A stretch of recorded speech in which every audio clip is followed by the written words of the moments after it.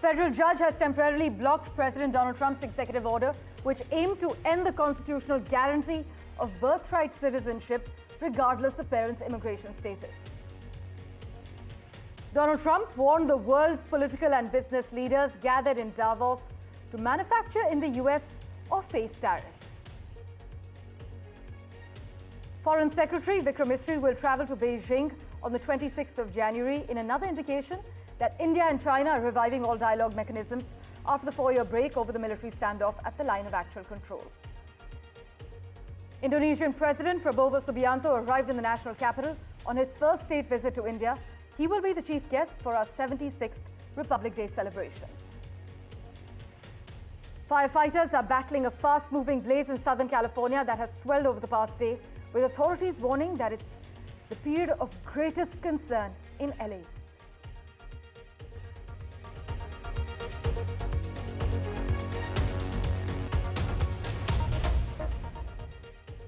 Well, a big focus.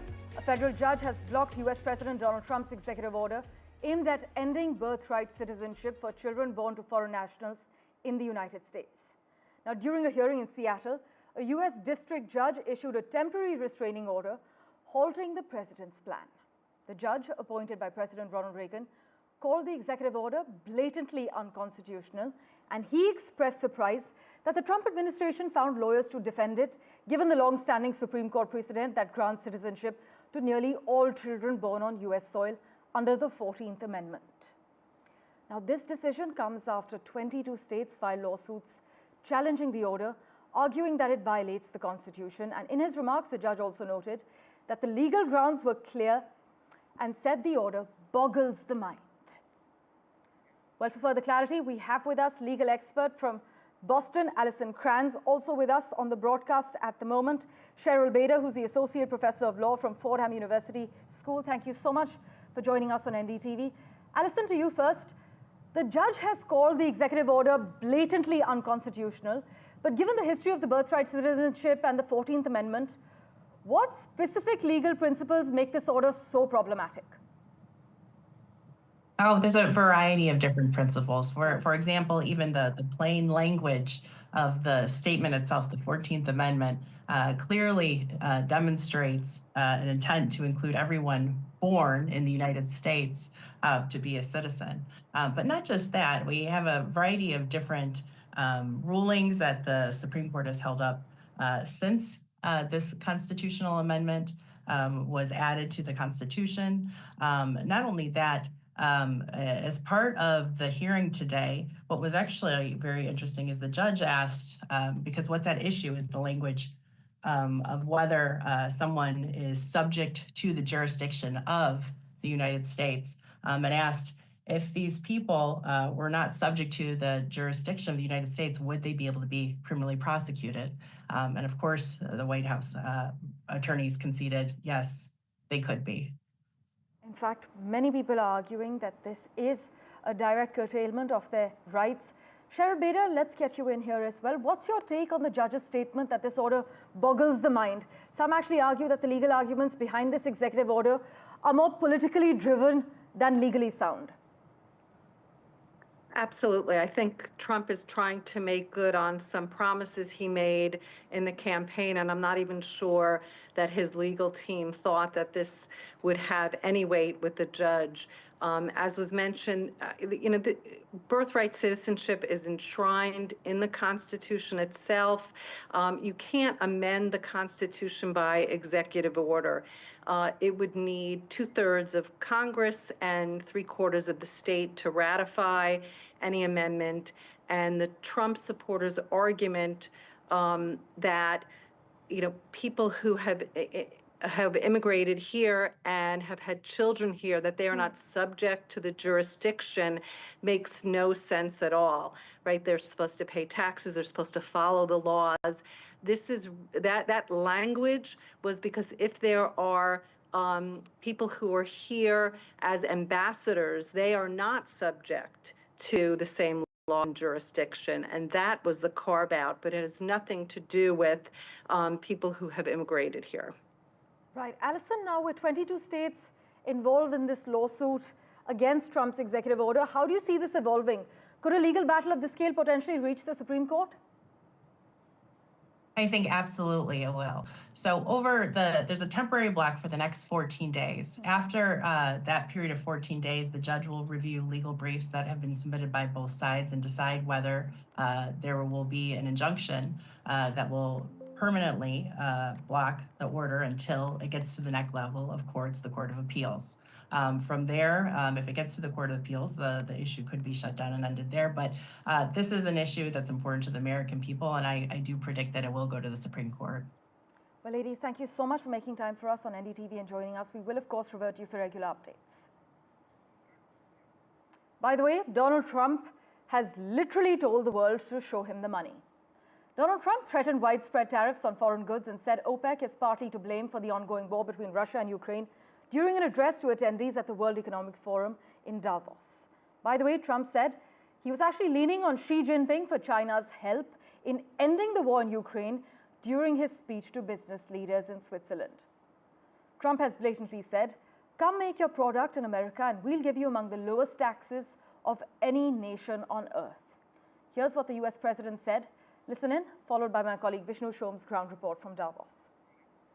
My message to every business in the world is very simple. Come make your product in America, and we will give you among the lowest taxes of any nation on earth. We're bringing them down very substantially, even from the original Trump tax cuts. But if you don't make your product in America, which is your prerogative, then very simply you will have to pay a tariff, differing amounts, but a tariff which will direct hundreds of billions of dollars and even trillions of dollars into our treasury to strengthen our economy and pay down debt. I'm also going to ask Saudi Arabia and OPEC to bring down the cost of oil. You got to bring it down, which frankly, I'm surprised they didn't do before the election. That didn't show a lot of love by them not doing it. I was a little surprised by that. If the price came down, the Russia-Ukraine war would end immediately. Right now, the price is high enough that that war will continue. You got to bring down the oil price. You got to end that war.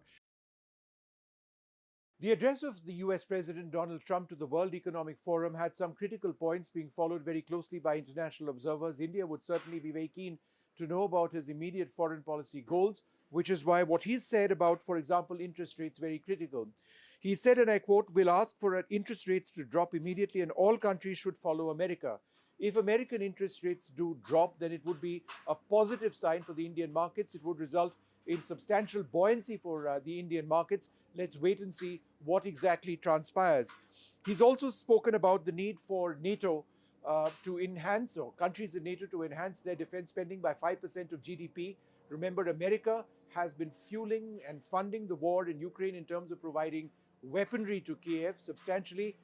Perhaps there is a rationale now that America can no longer afford this indefinitely, which is why this call to European partners. At the same time, Trump says that it's a killing field now between Russia and Ukraine. The war must come to an end, which is why he feels that the war could have come to an end earlier on had Saudi Arabia lowered the cost of oil. Now, this statement is again very important because if there is a lower cost of oil, then markets around the world, including Indian markets, would be buoyant. His specific quote on oil and OPEC is, "I'm also going to ask Saudi Arabia and OPEC to bring down the cost of oil. If they would have lowered oil prices, the war between Russia and Ukraine would have ended." So 3 critical points. How will the markets react? How will the world react? Let's wait and see. By the way, the US Senate narrowly voted to advance the nomination of Pete Hegseth, a former Fox News host and military veteran, to be President Donald Trump's Secretary of Defense, clearing the way for a vote on his confirmation later this week. The tally was actually 51 to 49 in the 100-member Senate on a procedural measure to end debate, as all but 2 of Trump's fellow Republicans voted in favor of moving ahead on the nomination, despite new allegations about his personal conduct. A final vote on his confirmation is expected later today. In other news, India's Foreign Secretary, Vikram Misri, is set to travel to Beijing on the 26th and 27th of this month to resume bilateral talks with China, following the disengagement at the India-China border.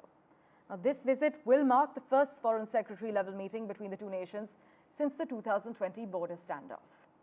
Also, it's crucial to note that Mr. Misri's visit comes just over a month after National Security Advisor G. Doval and Chinese Foreign Minister Wang Yi met in Beijing on the 18th of December, continuing the diplomatic momentum that began with the border patrolling arrangement that was announced back in October, on the 21st to be precise. But this arrangement was followed by a meeting between Prime Minister Modi and Chinese President Xi Jinping during the BRICS summit in Russia's Kazan on the 23rd of October. But a little bit of context also for you here. Mr. Misri has served as India's ambassador to China during the 2020 standoff and is well versed in the nuances of China's leadership. So his deep understanding of the political landscape in Beijing is expected to play a key role in these important discussions. For further clarity, we have with us Brahma Jalani at the moment. As always, sir, thank you so much for making time for us. How should we interpret the timing of Mr. Misri's visit just a month after the meeting between Ajit Doval and Wang Yi? And what does this actually suggest about the urgency of resolving our long-standing issues? What stands out is the odd timing. Misri will be holding talks in Beijing on India's Republic Day. The talks are scheduled for January 26th and January 27th. But the larger message from Mr. Misri's Beijing visit is that the two countries are seeking to proceed with the understanding reached by Prime Minister Modi and Chinese President Xi Jinping at their October 23rd meeting on the sidelines of a BRICS summit. That meeting highlighted the mutual interest in improving relations between the two giants. An agreement was reached for reciprocal steps toward diffusing the military standoff and ensuring peace along their border, which is one of the world's longest land borders. The military standoff, as the Indian Army chief has pointed out, has not ended. It persists, according to him, to a certain degree. There has to be other steps to reduce tensions along the frontier. Right. China has not reduced the number of troops it has deployed along the Himalayan frontier. Plus, during Mr. Misri's visit, several steps are going to be considered, including the Chinese demand for lifting of curbs on visas, allowing direct flights between Beijing and New Delhi. This has been a long-standing Chinese demand. And India also would like the pilgrimage to Kailash Mansarovar to resume, which was suspended by Beijing after the military standoff began. Well, sir, thank you so much for joining us with your quick comments. We will, of course, revert to you for as and when we hear about further developments. Meanwhile, many are also questioning how the Quad statement against the coercion will actually affect our approach to China's assertiveness. But with that, let's turn our attention to what's happening on home ground at the moment. Indonesian President Prabowo Subianto arrived in the national capital on his first state visit to India. President Prabowo, who is in India until the 26th of this month, will also be the chief guest for our 76th Republic Day celebrations. The Ministry of External Affairs said that the visit will further strengthen the India-Indonesia comprehensive strategic partnership, but he has an action-packed schedule while he is here until Republic Day.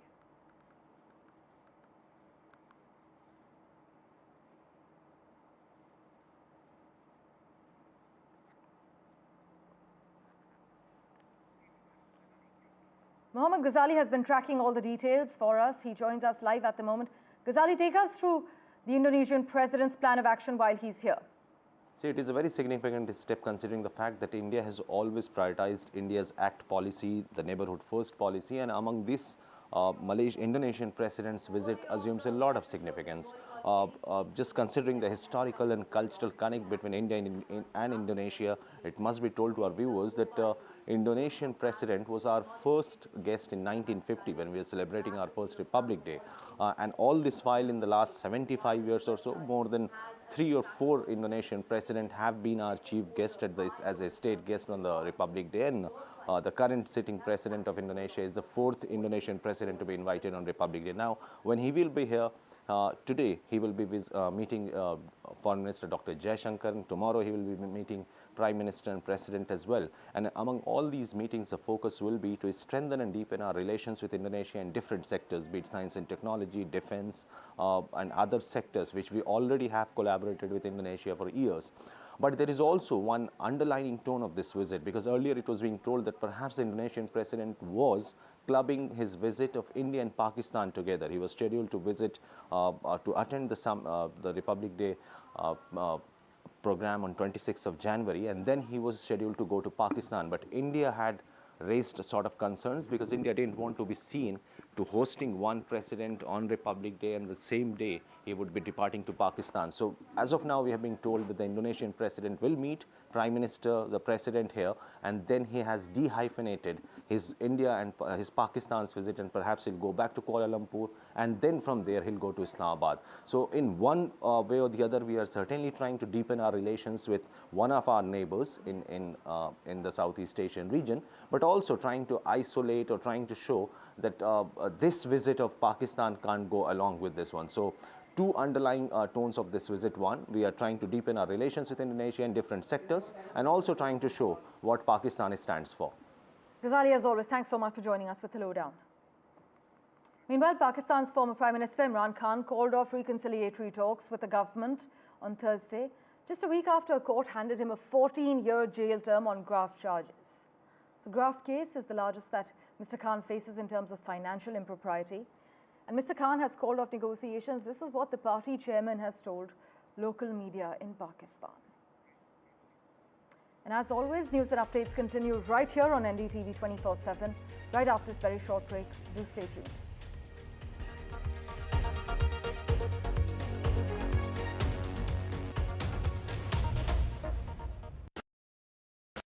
The future of infrastructure, the future of multi-nodal connectivity, the future of integrated rail, road and air transport. The future is here. Witness groundbreaking innovations and game-changing ideas at the Future Summit on 27 January, exclusively on the NDTV network. I've been reporting on all issues, big and small, from Andhra Pradesh, Telangana, rest of South India, bringing you all the action, all that you need to know, all that you want to know. The energy of Maximum City is infectious. I bring in that energy in our news coverage from financial capital, Mumbai. Covering from the southernmost part of India over the last 23 years, I bring in-depth and 360-degree coverage from the Dravidian heartland. The land of Mishti is also known for its bitter politics. I have seen much water flow under the Howrah Bridge, covering Bengal in all its vivid colors.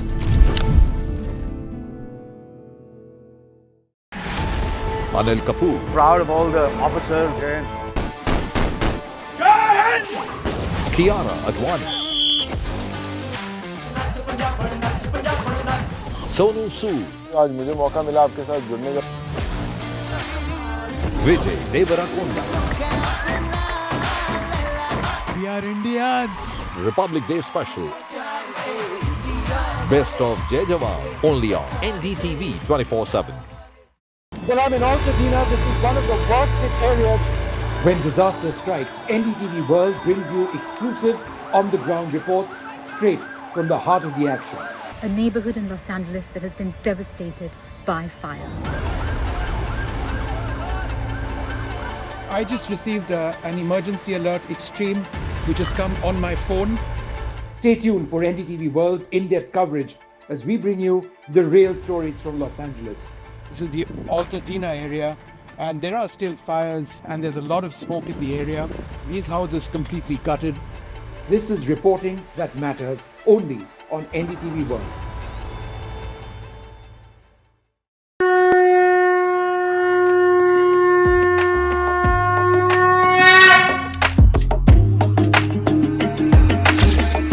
Mahakumbh, the festival of faith, the world's biggest spiritual festival, the divine dip at the spiritual Sangam, a sacred confluence of faith, culture and heritage. NDTV's mega coverage of the Mega Fest. NDTV at Mahakumbh 2025.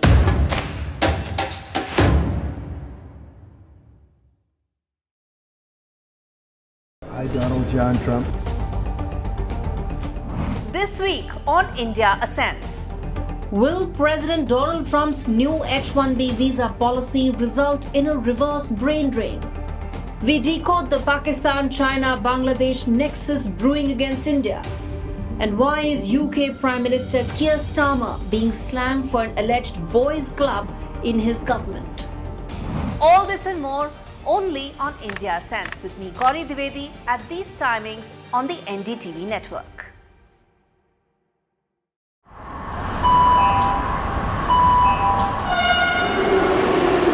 Kind attention, please. Delhi Election Metro 2025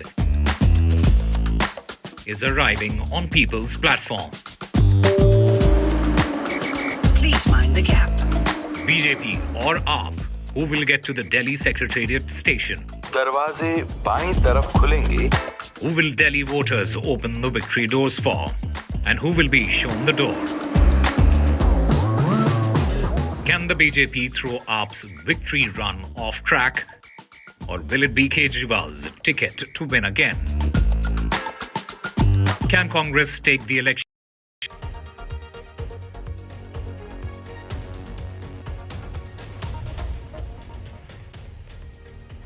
Welcome back. A teenager who killed 3 girls and wounded 10 others in a knife attack at a dance studio in England's Southport has been sentenced to life in prison. Axel Rudakubana, now 18 years old, must serve at least 52 years before being eligible for parole. The July 29th attack shocked the nation, and Judge Julian Goose called the attack profoundly damaging to the victims, their families, as well as the community. By the way, Axel Rudakubana, who's now 18 years old, had pleaded guilty to multiple charges which include murder as well as attempted murder. With that, let's turn our attention now to Germany. Following a deadly knife attack, opposition leader Friedrich Merz has pledged to implement stricter border controls if elected chancellor next month. The attack, which killed a 2-year-old boy and an adult, was carried out by an Afghan asylum seeker, and Mr. Merz criticized Germany's current migration policies, calling them misguided and urging a tougher stance on illegal immigration. The tragedy, though, has reignited debate over European Union migration rules, with other political leaders pledging action to prevent similar incidents. In other news, billionaire Frank McCourt has expressed openness to partnering with other buyers for a bid to acquire TikTok's US operations. Speaking at the World Economic Forum in Davos, McCourt emphasized that while financing is not a challenge, maintaining control of the asset is crucial. He revealed that private equity firms and family offices have offered funding options, but noted that the next move depends on TikTok's parent company ByteDance, as well as the Chinese government. But this comes as Donald Trump recently delayed enforcement of a ban on the app TikTok by 75 days. In further updates from the United States, from LA in particular, the Hughes fire burning north of Los Angeles has grown to over 10,000 acres amid strong winds and dry conditions. Firefighters are battling to contain the blaze, which has already forced tens of thousands to evacuate, and the fire is only 14% contained. And crews face additional challenges from Santa Ana winds reaching up to 65 miles per hour. In fact, 2 other major fires are also threatening nearby areas, and rain is forecasted over the weekend, offering potential relief for firefighters and residents, but that's until the weekend. With that, let's turn our attention now to the Oscar nominations. Emilia Perez, a musical about a drug kingpin who undergoes gender-affirming surgery, has topped the Oscar nominations 2025 with 13 nods. It was followed closely behind by The Brutalist. In fact, Wicked also has nabbed about 10 nominations. We're hearing Abira has been tracking the finer details for us. I must inform you that the announcement of the 97th Academy Awards nomination was delayed multiple times due to the devastating wildfires in LA. Let's go across to Abira for a live update at the moment. Abira, you mentioned the list has some nominees that have been a little surprising? Yes, but what was not a surprise was Amelia Perez, like we saw in Golden Globes. It swept all the awards, and this year this time it's the same thing. Amelia Perez, like you said, has 13 nominations, and just not that. Let me tell you why it is a record. It is a record because Amelia Perez is the most nominated non-English language film in Oscar history. So there is a record there. And also The Brutalist, like you said, and Wicked have 10 nominations. It's a tie. Another record for Amelia Perez is the actor Carla Sofia Gascon, you know, who portrays a titular character, has made history as the first openly transgender performer to receive a nomination in Best Actress. So another record there. So that's great news, but also great news for India as Anuja gets nominated in the Best Live Action Short Film. It has been co-produced by Priyanka Chopra and Guneet Monga, and it has been the talk of the town. Anuja has been directed by Adam J. Graves, you know, who has been a philosopher turned filmmaker. And yes, Guneet Monga's third Oscar nomination, and that's great news for India. Indeed, Veera, as always, thanks so much for joining us with the lowdown. Thank you so much for investing your time in watching this edition of The World 24/7. As always, we'll keep tracking the latest updates for you. Do stay tuned.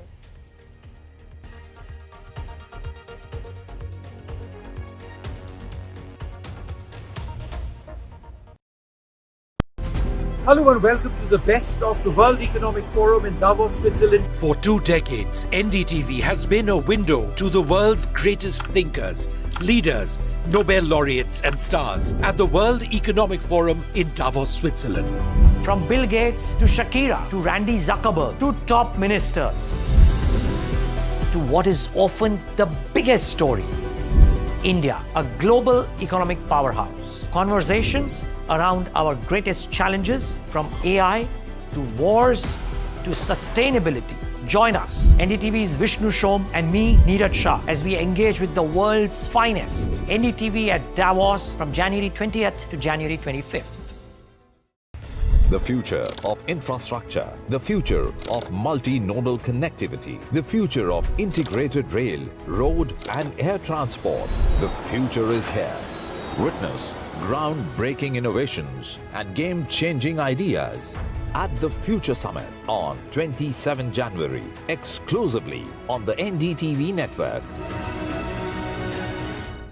I've been reporting on all issues big and small from Andhra Pradesh, Telangana, rest of South India, bringing you all the action, all that you need to know, all that you want to know. The energy of Maximum City is infectious. I bring in that energy in our news coverage from financial capital Mumbai. Covering from the southernmost part of India over the last 23 years, I bring in-depth and 360-degree coverage from the Dravidian heartland. The land of Mishti is also known for its bitter politics. I have seen much water flow under the Howrah Bridge, covering Bengal in all its vivid colors.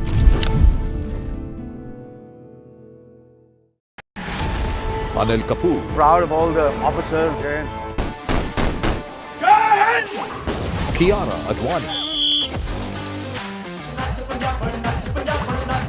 Sonu Sood. आज मुझे मौका मिला आपके साथ जुड़ने का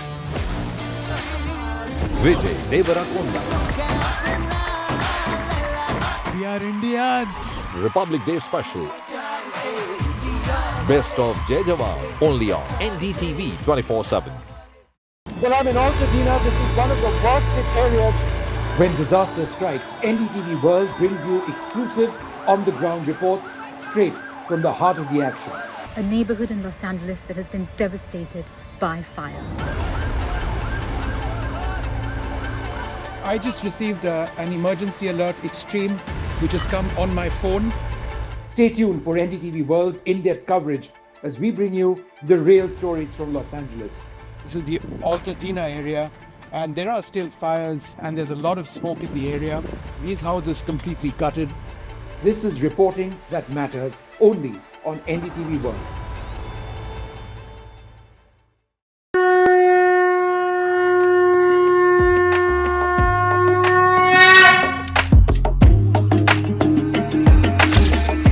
Mahakumbh, a festival of faith, the world's biggest spiritual festival, the divine dip and the spiritual sangam, a sacred confluence of faith, culture and heritage. NDTV's mega coverage of the Mega Fest. NDTV at Mahakumbh 2025.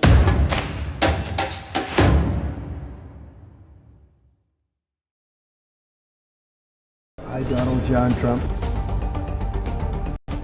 This week on India Ascends. Will President Donald Trump's new H-1B visa policy result in a reverse brain drain? We decode the Pakistan-China-Bangladesh nexus.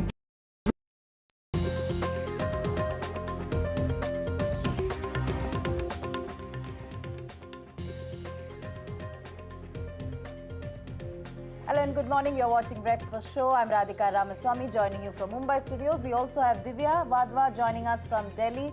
Divya, Saif Ali Khan has finally recorded a statement before the Mumbai police, and we've also accessed medical report of the actor which has a lot of information about the nature of his injuries. And also switching our focus to Delhi, Atishi, their slamming centre over Kejriwal's security, additional security withdrawal in Punjab. So we have lots coming up in the next one. That's right, Radhika, lots coming up, including a very special interview with Kailash Gehlot in the run-up to the elections in Delhi. And of course, like you mentioned, Saif Ali Khan, who has recorded a statement saying there was a nanny in the screens. It was basically, saying that the nannies really got their attention, got them, woken up, and they rushed to the room of their son where the attacker had reached. So we'll get you all the details of what really the actor said. That and a whole lot more. First, the headlines. In the Saif Ali Khan stabbing case, the actor has recorded a statement with the Mumbai police, discussing the sequence of events and what really happened on that unfateful night.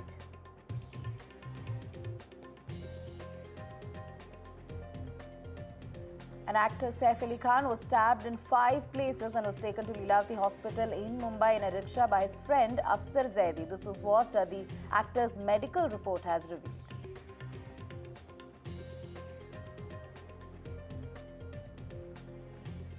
And the Punjab police cover of Arvind Kejriwal has been removed. It's Atishi, the Chief Minister of Delhi, says that the Modi, Amit Shah are putting a lot of pressure, and that is why the life of Arvind Kejriwal is now in danger.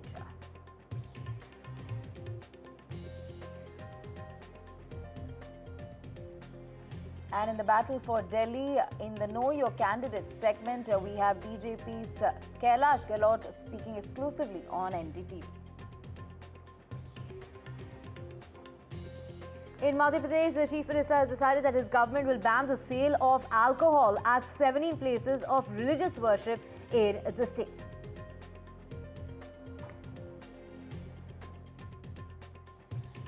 And US judge blocks Trump's executive order stopping birthright citizenship has been halted, and judge calls the order blatantly unconstitutional.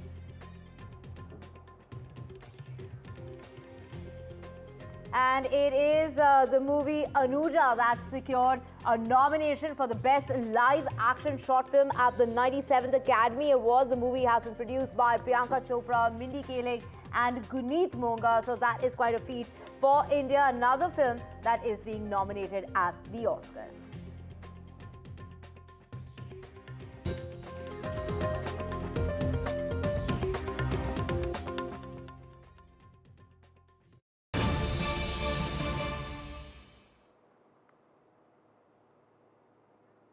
We begin with some breaking updates. Saif Ali Khan has finally recorded statements. In fact, he has recorded statements before the Mumbai police, all this 7 days after the attack on the actor Divya.